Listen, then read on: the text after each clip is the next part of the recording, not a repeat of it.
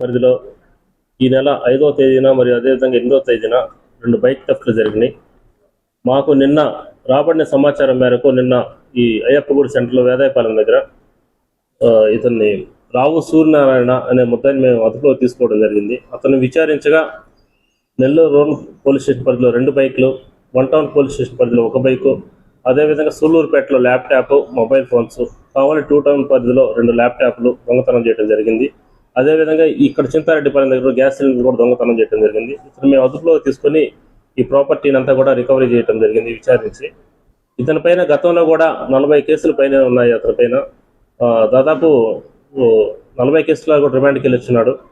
ఈ రీసెంట్గా 2 నెలల క్రితం ఇతను జైలు నుంచి బయటకు వచ్చి మళ్ళీ నేరాలు చేయడం ఇతను ప్రవృత్తిగా మారింది. ఇతని పైన కేడీ షీట్ కూడా వేదాయపాలెం పోలీస్ స్టేషన్లో ఉంది.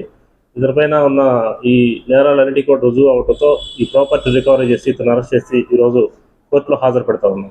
రికవర్ చేసిన మొత్తం కూడా 3 మోటార్ సైకిళ్ళు వచ్చేసి, ఒకటి నారాయణ హాస్పిటల్ దగ్గర జరిగింది, ఒకటి వచ్చి కచ్చేర్పూర్ దగ్గర జరిగింది, ఇంకోటి వచ్చి మన ఈ వన్ టౌన్ విఆర్సీ సెంటర్ దగ్గర ఒక బైక్. ఈ 3 బైకులు, అదేవిధంగా ల్యాప్టాప్ వచ్చి 3 ల్యాప్టాప్లు. ఈ 3 ల్యాప్టాప్లలో 2 వచ్చి కావాలి 2 టౌన్ పరిధిలో 2 ల్యాప్టాప్లు, ఒకటి వచ్చి లెనోవా, ఒకటి హెచ్పి.